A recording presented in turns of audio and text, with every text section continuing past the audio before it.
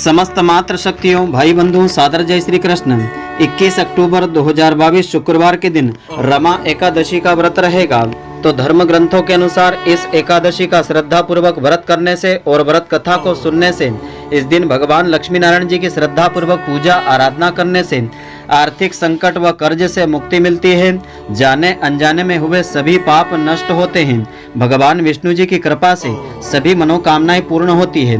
तो मित्रों, आज आपको हम बताएंगे रमा एकादशी पर पूजन का श्रेष्ठ मुहूर्त, इसकी पूजा विधि और इस दिन कौन से नियमों का पालन आपको करना चाहिए। तो मित्रों, पूरे वीडियो को आप ध्यानपूर्वक देखेंगे तभी इसका संपूर्ण फल आपको मिलेगा। मित्रों, आप सभी का बहुत बहुत स्वागत है आपके अपने ही चैनल एस्ट्रो गुरुजी में।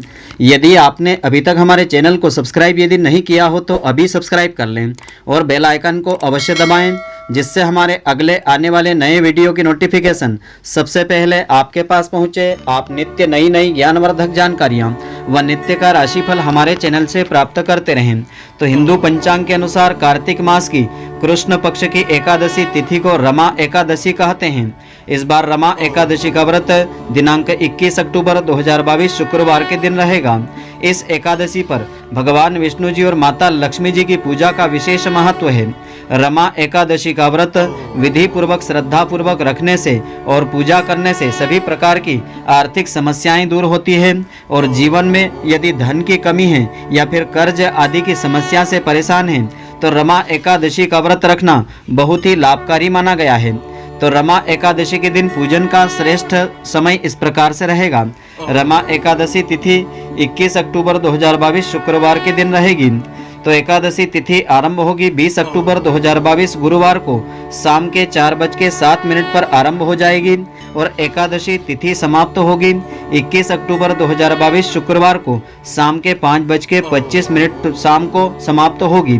रमा एकादशी व्रत उदयात तिथि के अनुसार 21 अक्टूबर दिन शुक्रवार के दिन यह व्रत रखा जाएगा।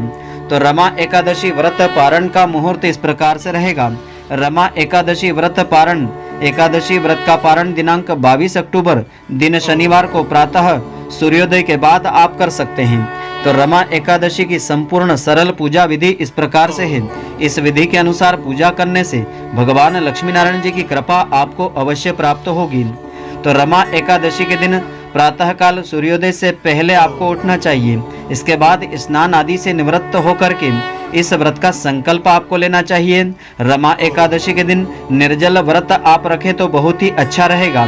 अपनी सामर्थ्य के अनुसार एक समय का फलाहार आप इस दिन कर सकते हैं। इस दिन भगवान विष्णु जी और माता लक्ष्मी जी की पूजा श्रद्धा पूर्वक आपको करना चाहिए। पूजा करने के पश्चात भगवान विष्णु जी और माता लक्ष्मी जी को भोग अर्पित करना चाहिए। भोग में तुलसी दल अवश्य आपको चढ़ाना चाहिए। बिना तुलसी के भगवान भोग को स्वीकार नहीं करते हैं। इसके बाद धूप दीप करके आरती उतारना चाहिए। विष्णु जी की आरती और रमा एकादशी जी की आरती आपको अवश्य उतारना चाहिए। इसके बाद विष्णु चालीसा या विष्णु सहस्त्र नाम का पाठ आपको श्रद्धा पूर्वक बैठ करके करना चाहिए। फिर परिवार के सभी लोगों को प्रसाद वितरित करना चाहिए। अगर आप चाहें तो ब्राह्मणों को भोजन इस दिन करवा सकते हैं या फलाहार आदि आप करवा सकते हैं। अपनी इच्छा अनुसार दान आदि आप कर सकते हैं। इस दिन दान करने का अनंत गुना फल प्राप्त होता है। तो रमा एकादशी के दिन श्रद्धा पूर्वक इस नियम के अनुसार पूजा अर्चना करने के पश्चात रमा एकादशी की श्रद्धा पूर्वक व्रत कथा श्रवण करना चाहिए। जो कथा इस प्रकार से है। पौराणिक कथा के अनुसार भगवान श्री कृष्ण जी कहते हैं, हे युधिष्ठिर, कार्तिक मास की कृष्ण पक्ष की एकादशी का नाम रमा एकादशी है। यह घोर पापों का नाश करने वाली तिथि होती है। इसका महात्म्य मैं तुमको सुनाता हूँ, इसे ध्यान पूर्वक श्रवण करो। कि प्राचीन काल में मुचुकुंद नाम का एक प्रसिद्ध राजा राज्य करता था। राजा सत्य प्रतिज्ञ यानी सत्य बोलने वाला और बड़ा ही धर्मात्मा था। वह भगवान विष्णु जी का परम भक्त था। उसकी इंद्र के साथ तथा यम, कुबेर, वरुण तथा विभीषण के साथ भी मित्रता थी। वह न्यायपूर्वक राज्य किया करता था। उसके राज्य में प्रजा हमेशा सुखी रहती थी और सब ओर शांति थी। उस राजा का कोई शत्रु भी नहीं था। उस राजा की चंद्रभागा नाम की एक कन्या थी। राजा ने चंद्रभागा का विवाह राजा चंद्रसेन के पुत्र शोभन के साथ कर दिया था। तो एक समय की बात है, शोभन अपने ससुर राजा मुचकुंद के महल में गया। उन दिनों कार्तिक का महीना था। उसके राज्य में दशमी का दिन आने पर समूचे नगर में ढिंढोरा पिटवाया जाता था कि रमा एकादशी के दिन कोई भी अन्न ग्रहण नहीं करें, अर्थात कोई भी भोजन नहीं करें। इस दिन संपूर्ण राज्य में सभी व्रत रखते थे। चंद्रभागा को चिंता हुई कि उसका पति बहुत ही दुर्बल मन वाला है और पिता राजा मुचकुंद की आज्ञा होगी कि उनके यहाँ रहते हुए सभी व्रत करें। उसका पति राज आज्ञा का अवश्य मान पाएगा, तब वह कष्ट पाए बिना वह नहीं रहेगा। जो चंद्रभागा को डर था वही डर सामने आया। दशमी को राजा ने विचार किया कि इन दिनों उनका दामाद आया है, अतः सारा राज्य एकादशी का व्रत विधि पूर्वक करे और किसी को भी एकादशी के दिन भोजन नहीं करना चाहिए। तो राजा की ओर से यह डंके की घोषणा सुनकर के शोभन की चिंता बढ़ गई। उसने अपनी प्यारी पत्नी चंद्रभागा से कहा कि हे प्रिय, अब मुझे इस समय क्या करना चाहिए? मैं तो किसी भी प्रकार की भूख सहन नहीं कर सकूंगा। ऐसा उपाय बतलाओ जिससे कि मेरा कष्ट दूर हो सके। चंद्रभागा कहती है कि हे प्राणनाथ, मेरे पिता के राज्य में एकादशी के दिन कोई भी भोजन नहीं करता है। यदि आप भोजन करना चाहते हैं तो अपने घर या किसी दूसरे स्थान पर चले जाइए। यदि आप यहाँ रहना चाहते हैं तो आपकी एकादशी का व्रत अवश्य आपको करना पड़ेगा। चंद्रभागा आगे कहने लगी कि हे प्राणनाथ, पूरे नगर में एकादशी के दिन तो कोई पशु भी भोजन नहीं करता है, यानी कोई पशु को भी अन्न नहीं दिया जाता है। फिर मनुष्य एकादशी के दिन कैसे भोजन कर सकते हैं? हे प्राणनाथ, यदि आप भोजन करेंगे तो आपकी बड़ी निंदा होगी। इस प्रकार मन में विचार करके अपने चित्त को आप दृढ़ कीजिए, मजबूत कीजिए। ऐसा सुनकर के शोभन ने कहा, यदि यही बात है तो हे प्रिय, तुम्हारा कहना सत्य है। तुम्हारे साथ मैं भी आज व्रत का यह उपवास करूंगा। भगवान श्री कृष्ण जी आगे कहते हैं, इस प्रकार दृढ़ निश्चय करके सभी के साथ शोभन को व्रत करना पड़ा। उसे व्रत रखने का अभ्यास नहीं था। न जाने क्यों उसे यह भय था कि भूख से उसकी मृत्यु हो जाती है। तो भूख की चिंता में पड़े पड़े सूर्य के अस्त होने तक वह दुर्बल सा निढाल सा हो गया। परंतु अभी तो रात्रि जागरण करने की भी काटनी थी। भजन कीर्तन जो वैष्णवों को अत्यंत हर्ष देने वाला होता है, परंतु यह शोभन को दुखदायी लगा। प्रातःकाल होते होते शोभन का शरीर निष्प्राण सा हो गया। सारा नगर शोक संतप्त हो गया। भगवान विष्णु पर अटूट श्रद्धा रखने वाले राजा मुचकुंद ने शोभन के मृत शरीर का अंतिम संस्कार चंदन की चिता पर रख करके उसका दाह संस्कार करवाया। उसने अपनी बेटी चंद्रभागा को आदेश दिया कि वह सती ना होवे। चंद्रभागा ने पति का पारलौकिक धर्म पालन किया। भगवान विष्णु जी की कृपा पर विश्वास रख करके चंद्रभागा ने पिता की आज्ञा मानी। अपने पति के वियोग में दुखी हो वह अपने पिता के घर में ही रहने लगी। पिता पुत्री नियमित रूप से एकादशी का व्रत करते रहे। भगवान विष्णु जी की कृपा से और रमा एकादशी के व्रत के प्रभाव से शोभन को मंद्राचल पर्वत के निकट धन धान्य से संपन्न देवपुर का राज्य प्राप्त हो गया। उसे उस राज्य का राजा बना दिया गया। वह देवपुर सुंदर स्वर्ण खंभों पर निर्मित था। उसमें अनेक रंग की मणियों से जड़े भवन निर्मित थे। वहां शोभन को बहुमूल्य वस्त्र आभूषण भी मिले थे, परंतु उसे देवपुर से बाहर जाने की अनुमति नहीं थी। शोभन एकादशी व्रत के प्रभाव से धन संपत्ति और राज्य का स्वामी बन गया था। तो सृष्टि के रचयिता भगवान विष्णु जी की लीला बड़ी विचित्र है।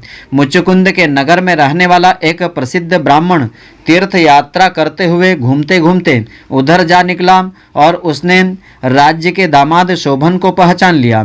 ब्राह्मण सोम शर्मा को भी शोभन ने पहचान लिया और शोभन आसन से उठ करके ब्राह्मण के पास गए। प्रणाम करके कुशल समाचार पूछने लगे।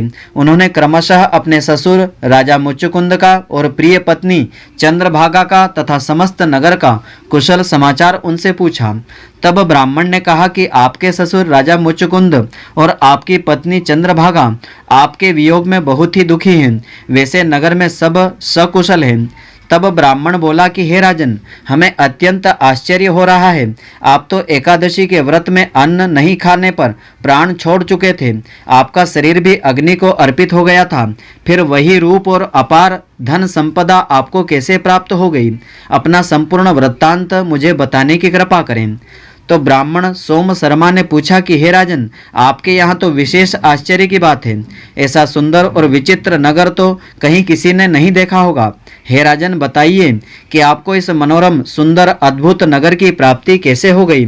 तो राजा शोभन ने कहा कि हे श्रेष्ठ ब्राह्मण देवता, कार्तिक मास के कृष्ण पक्ष में रमा नाम की एकादशी होती है। उसी का व्रत करने से मुझे ऐसे नगर की धन संपदा आदि की प्राप्ति हो गई है।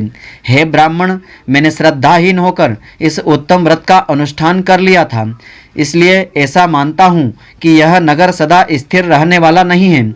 आप मुचुकुंद की गुणवती कन्या चंद्रभागा से यह सारा वृत्तांत कहें, जिससे वह इसका उचित उपाय करें, तब तो यह राज्य संपदा आदि स्थिर हो सकेगी। ब्राह्मण अपने नगर को लौटा और उसने चंद्रभागा से राजा शोभन का संपूर्ण वृत्तांत कह सुनाया। ब्राह्मण के वचन सुनकर के चंद्रभागा बड़ी ही प्रसन्न हो गई। चंद्रभागा बोली कि हे ब्राह्मण देवता, क्या यह सब बातें आपने प्रत्यक्ष देखी है या स्वप्न की बात आप कर रहे हैं।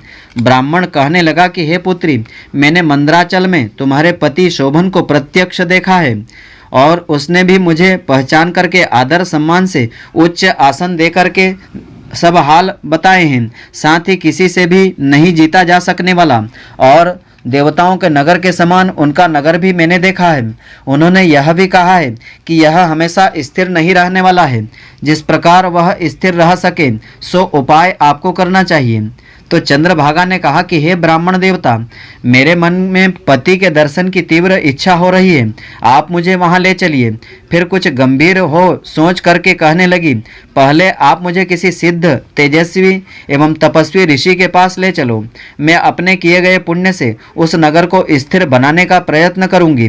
भगवान श्री कृष्ण जी आगे कहते हैं कि हे राजन, चंद्रभागा की बात सुन करके ब्राह्मण सोम शर्मा चंद्रभागा को साथ लेकर के मंदराचल पर्वत के समीप वामदेव ऋषि के आश्रम में ले गया। वामदेव ऋषि ने उनकी बात सुन करके वेद मंत्रों के उच्चारण से चंद्रभागा का अभिषेक किया। तब ऋषि की मंत्र शक्ति के प्रभाव से और एकादशी के व्रत के प्रभाव से चंद्रभागा का शरीर दिव्य रूप वाला हो गया और वह पुण्य प्रभावी शक्ति बन गया। ऋषि श्रेष्ठ की मंत्र शक्ति से उसको दिव्य गति भी प्राप्त हो गई। इसके बाद वह बड़ी और प्रसन्नता के साथ पति के समीप चली गई। उस समय उसके नेत्र हर्षोल्लास के साथ खिल रहे थे। अपनी प्रिय पत्नी को आई देख करके शोभन को बड़ी ही प्रसन्नता हुई। उन्होंने उसे बुला करके अपने वाम भाग में सिंहासन पर बैठाया। तदंतर चंद्रभागा ने अत्यंत हर्षित होकर के अपने पति से यह प्रिय वचन कहा कि हे प्राणनाथ, मैं हित की बात कहती हूँ, आप मेरे सभी पुण्यों को ग्रहण कीजिए, जिससे आपका यह सुंदर पवित्र नगर और राज्य स्थिर हो जाए। पिता के घर में रहते समय जब मेरी अवस्था 8 वर्ष से अधिक हो गई, तब से आज तक मैंने जो एकादशी के व्रत श्रद्धापूर्वक विधि विधान से किए, उनसे मेरे भीतर जो भी पुण्य संचित हुआ है, उसके पुण्य शक्ति के प्रभाव से यह नगर कल्प के अंत तक स्थिर रहेगा तथा सब प्रकार के मनोवांछित वैभव से समृद्धिशाली होगा। चंद्रभागा ने उसी क्षण भगवान विष्णु जी का ध्यान किया और प्रार्थना पूर्वक कहा कि ऋषि की आशीष से, ऋषि के आशीर्वाद से मेरे एकादशी के समस्त पुण्य मेरे पति के मनोरथ को पूर्ण करने हेतु स्वीकार करें। भगवान विष्णु ने उसकी प्रार्थना सुन ली। चंद्रभागा के पुण्य के प्रताप से प्रसिद्ध देवपुर नगर स्थिर हो गया। इस प्रकार चंद्रभागा वस्त्रों और आभूषणों से सुसज्जित होकर के अपने पति के साथ मंदराचल के शिखर पर स्थित प्रसिद्ध देवपुर में विहार करने लगी। भगवान श्री कृष्ण जी ने आगे कहा कि हे राजन, यह एकादशी चिंतामणि तथा कामधेनु के समान सब मनोरथों को पूर्ण करने वाली तिथि है। मेरे दोनों पक्षों की एकादशी के व्रतों का पापनाशक महात्म मैंने तुमको बताया है। जैसी कृष्ण पक्ष की एकादशी है, वैसी शुक्ल पक्ष की एकादशी तिथि है। उनमें भेद तुमको नहीं करना चाहिए।